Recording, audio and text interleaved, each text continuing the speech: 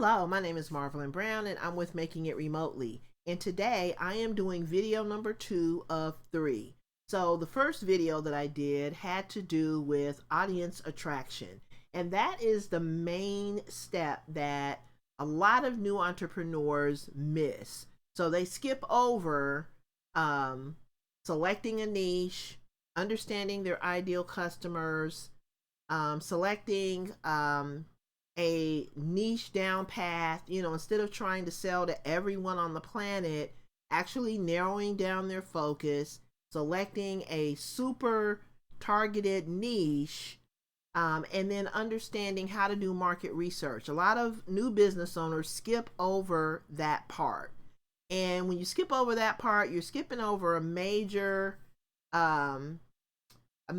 part of building your online business, because without an audience, without people that you can talk to about your business, you really don't have a business. So all the successful businesses out there have an audience. Now, it doesn't mean you have to have a super huge audience, but you do need an audience of people who are interested, engaged, and at some point they are going to be ready to buy. So you may have an audience of people who are not quite ready to buy, but they are interested in the products and services that you have to offer.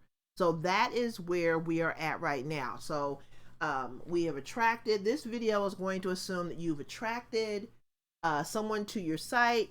Now you want them to take that next step and become a lead.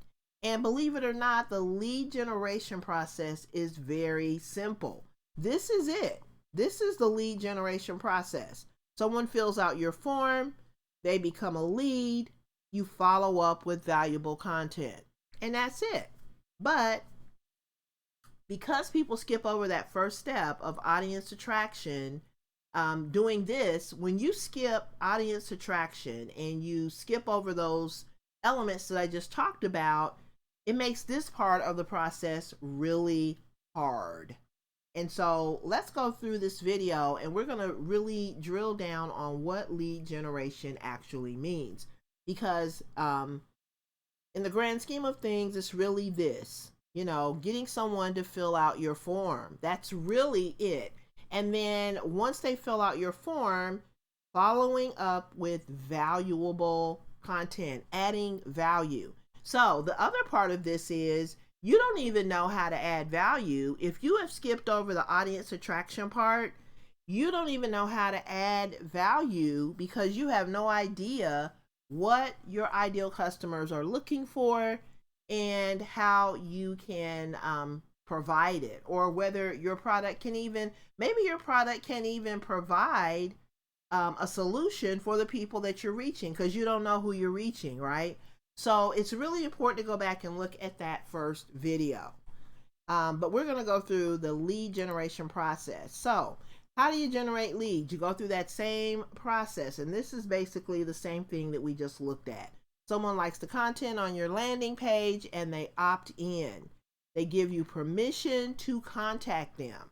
So opting in just means that they are giving you permission. And then you provide, once someone opts in, then the ball is in your court to provide value, to give them, regular updates, regular communication with valuable content about whatever it is that they opted into. So if they opted in to get tips on how to better manage their money, then that's what you need to provide. You don't want to give someone, so say for instance, you're a business and you provide, tips on how to improve your finances. So that's what people opt into. Now, what if you have maybe affiliate products, or you're creating some other types of products that, you're just so well-rounded and you have all these other products that you are promoting. The thing that you don't want to do is you don't want to confuse your lead. So when someone signs up to get information on, how to improve their finances, you don't want to start sending them all this other stuff, because that will confuse them, and confused people do not buy. So you want to keep your communications narrow. You want to keep your focus narrow to what that person opted into. And that way you keep more people on your list because you're giving them the information they requested. And think about how you would feel. You opt in to a site and that site covers a certain topic. You opt into that topic and then they start sending you a whole bunch of other stuff. It doesn't really make you feel that great.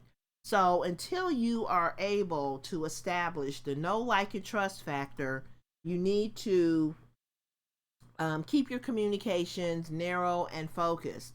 Once someone buys a product from you and they trust you and you kind of have that rapport built, then you may be able to expand and start offering them. I would still offer them products that are related. I would not just offer people a bunch of random stuff that is totally unrelated, because that to me is a way to get people to unsubscribe to your list.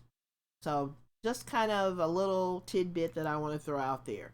So now, what is a landing page? So this is where you drive traffic, right? If you are looking to convert more people, get more people on your list, you want to drive traffic to a specific landing page. So what you want to do is you want to have a landing page that tells people who you are, what you do, and how you can help them. And you want to draw visitors in and convert them into a lead or a customer. So that means that that landing page has one purpose, and that is to make that conversion, to take people from the attraction stage and bring them into your business. Because when someone becomes a lead, that means that they are a part of your community, and it's up to you. It's your responsibility as a business owner to educate and nurture that relationship and build rapport and show that lead how your transformation, how that you're going to help them make a transformation that will improve their lives. So if someone is, we'll go back to the financial topic. So if someone signs up and they are interested in improving their finances, you want to give them content that helps them improve their finances, right?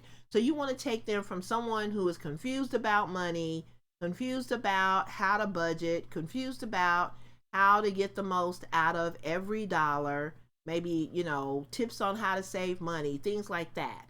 And then you want to take them from someone who doesn't know about that topic, and you want to transform them into someone who knows how to handle their money. You want to give them a lead magnet that helps them get the results that they're looking for. So maybe you want to give them some kind of budget planner or some kind of budget tips and start them on a budget so that they can, create a budgeting strategy that helps them get control of their money. So those are the kinds of things that you want to do when you have a landing page. You want to keep the focus narrow on whatever your topic is, and you want your lead magnet to give that ideal customer or that potential customer a way to see a transformation.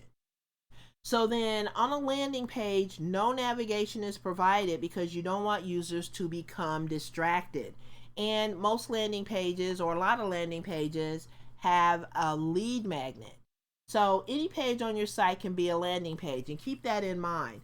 So you're going to have people who land on your site. If you have a blog, you're going to have people who land on they're going to land on your blog posts.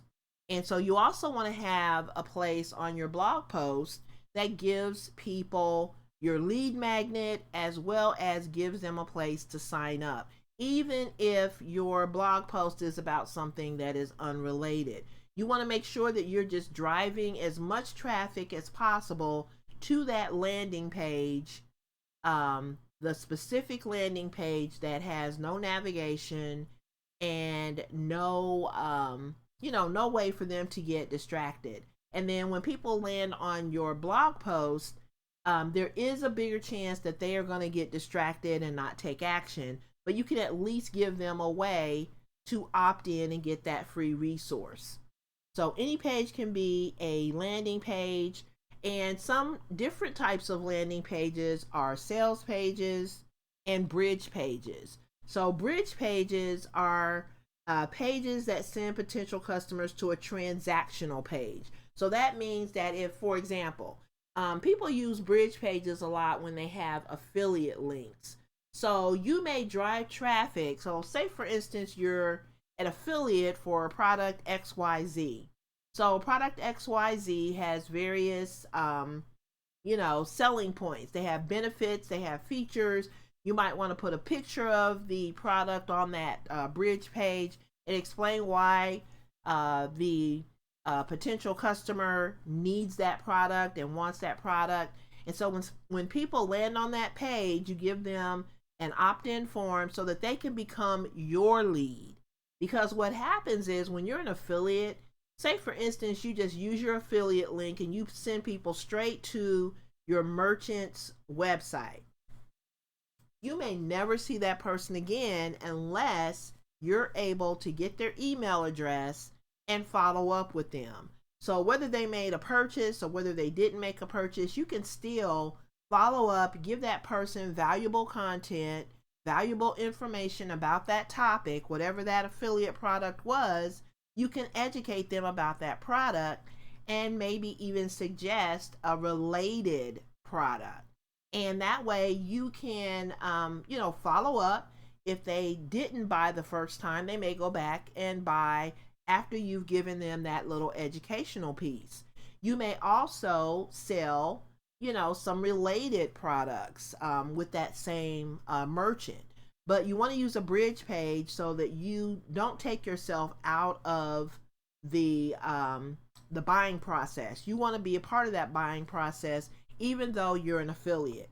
And sales pages do just that. They sell products and services. So a bridge page may send people to a sales page for your merchant. So just kind of keep that in mind. There are different types of landing pages, but landing pages have they're kind of like a one-hit wonder. They have one purpose and one purpose only, and that is to convert someone from one stage of your buying process to another. Now, what is a lead magnet? So a lead magnet is a free asset, a free item, or special deal that you offer to your customers in exchange for their contact information. So this really motivates someone who you've attracted to your site. So they're in the attraction stage and they're landing on your landing page and they like what they see. So you give them a little extra push or a little extra motivation to take that next step by providing a lead magnet. And so the purpose of a lead magnet is to motivate visitors to give you permission to follow up. And your lead magnet should add value. So there again, you have to know something about your ideal or your prospective customers in order to know what is going to be of value to them, right? If you have no idea who you're selling to, how will you ever know what will be of value to them, right? So examples of lead magnets include cheat sheets, case studies, quizzes, surveys, and the list goes on. Now, what we normally do is we use formatted templates, and there are a lot of templates out there. We have some formatted templates on our site. I'll put links to those below this video, but you can cut out a lot of the time that it takes to make a lead magnet by using formatted templates, or you can start from scratch and just do the lead magnet, from scratch if that's what you want to do. You can use those formatted templates and it really does save time. The best lead magnets solve one problem and one problem only. So you don't want to try to solve the problems of the world with your lead magnet.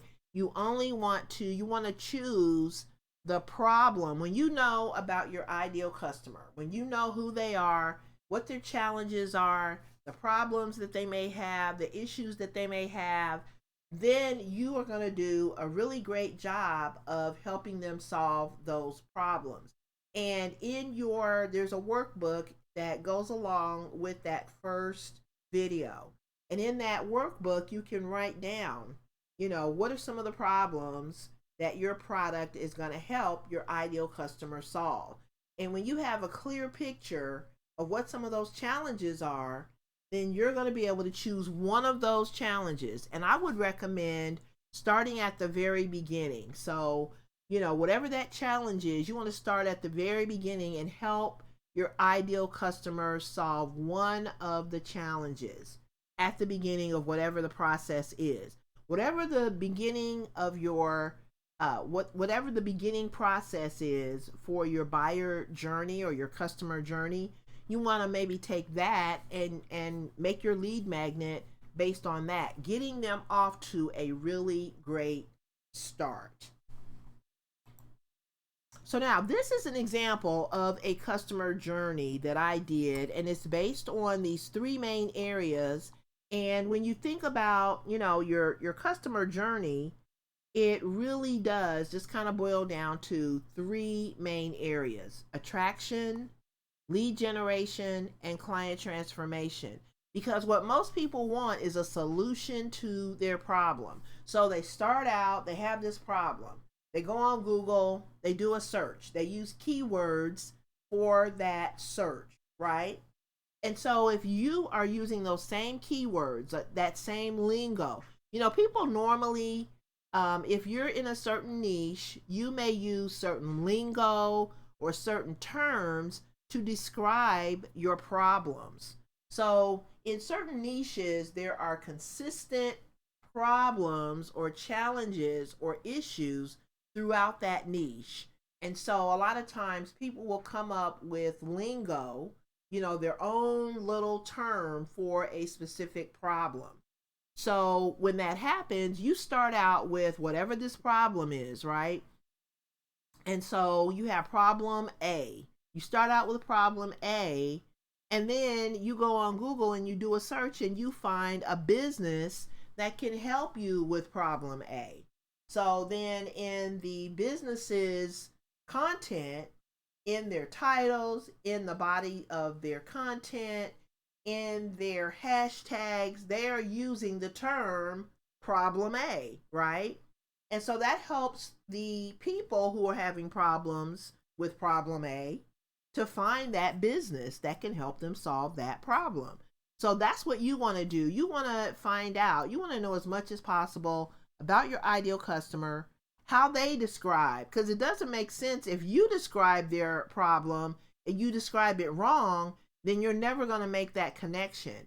But if you use the words that your ideal customers use to describe the problem, you are able to kind of tap into the words that they use, and you can use those in your content. That's going to help you make a better connection when someone is doing a search. So people are searching for information, they are going out and they're finding businesses in search results.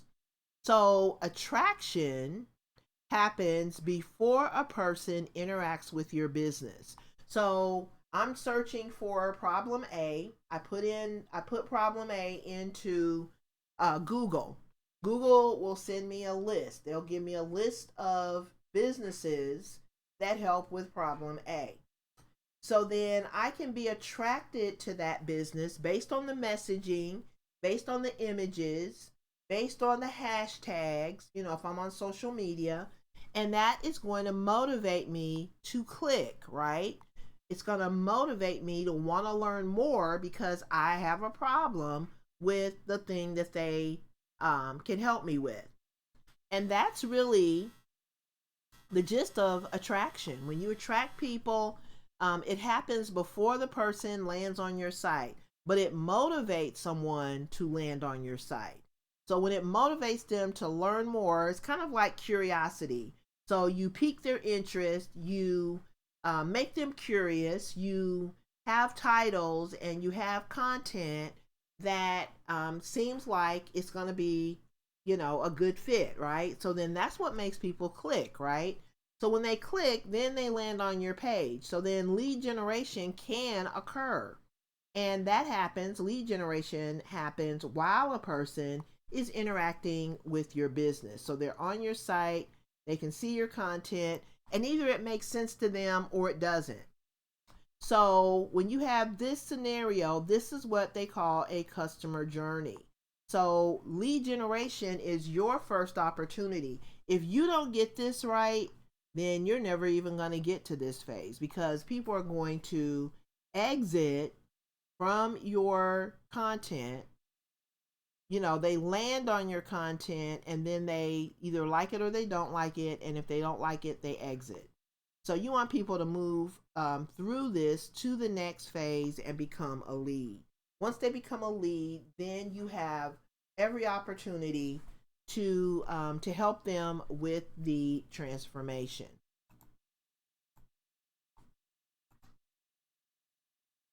Okay, so then when someone opts in, they become a lead, they get a free resource or sample of, you know, what it's like to do business with you. And it happens while the person interacts with your business. You make regular communications to take people further into the transformation. So you talk about when you're sending content or valuable information to your audience during the lead generation process, you're taking them further and further into, you know, the transformation, how that product or service can help them, and they go further and further into the buying process until they make a purchase. Now, once they make a purchase, then hopefully they're going to have everything that they need. So when you have a product, you have a solution, it is designed to give them a transformation. So they should have everything in that product that enables them to make a transformation. And so if they make the transformation, they're happy, they had a great experience working with your company, then you want to make sure that you follow up with them to get a referral or a testimonial. Testimonials are a great way to help other people see that, you know, this person got results and you can too, right?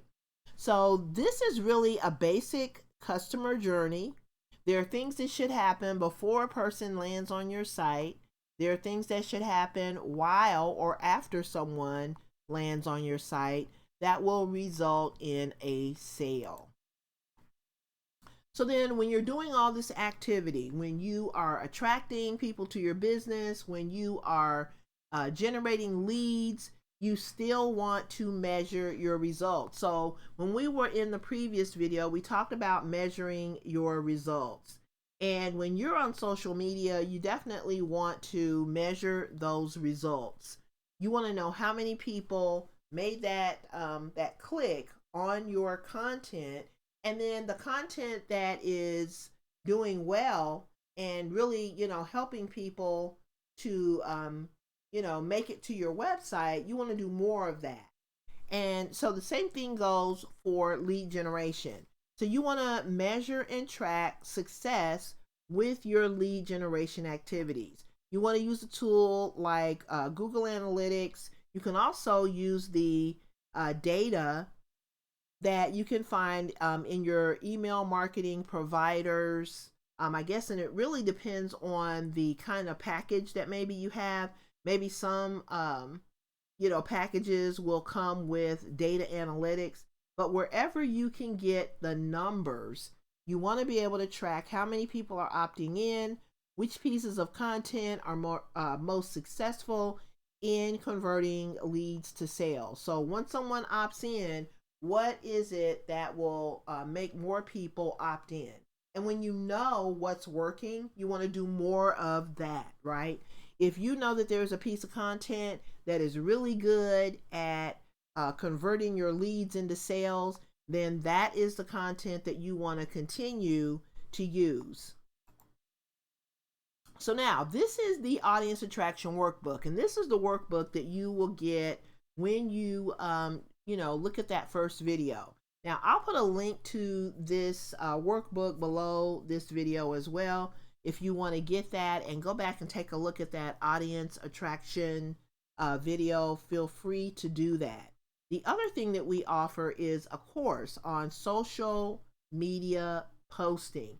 So if you are really good with social media, and most people don't start out good with social media. Most of us get on social media and we post random stuff that doesn't make sense sometimes, but we just get out there and we just start posting, right? But this course is designed to help you get control of your social media and get it organized and get it so that you can actually automate audience attraction. And we show you how to do that in this video. Once you automate audience attraction, you can also automate lead generation. And this is how people have built passive income streams. So once you know how to find an audience and build an audience online without having to run people down, when you attract people and bring them into your business, that empowers you to, number one, take what you learn, use that data that you get, and turn it into even more results. So it really helps you to grow your business. Once you learn what is working, the sky is the limit. And so this course really helps you to get your social media. And the great thing about social media is it's free, right? So you can use free social media to build a thriving online business. And so if you want to take this course, you can find it at makingitremotely.com/social and get your social media organized and automated. And this is one of the simple systems that you can set up right now so that while you're out doing other things, whether you're working a 9-to-5 job or you have the kids that you have to deal with during the day, maybe you are wanting to just have more free time to focus on building your business and networking and actually going out and talking to people and attending luncheons and things like that. You can do that because your business will run in the background. So all this stuff will be happening in the background, and the only thing you need to do is monitor what is going on and look at the reports and respond. You may have to respond to emails or when people reach out to you, but that's what you want to be doing in your business. You want people to reach out to you. You want to respond to emails because that means that people are interacting with your business and your messages are resonating and people are interested in buying your products and services. So I would recommend this course, and it's not just because it's my course, but this is really going to help any business owner to get control of their business, automate the front end of their business, automate lead generation. And then when you think about it, when you're sending people to your e-commerce store, that is also automated.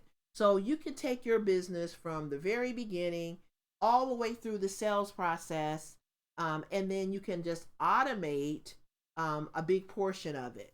So this is really how a lot of successful entrepreneurs are able to build 6 and 7 figure businesses, because they become good. And none of us are born knowing how to do this stuff, so it may take you a while before you get into that rhythm where you are able to make 6 and 7 figures. But if you can see progress, if you can see your business growing, that is going to encourage you in so many different ways.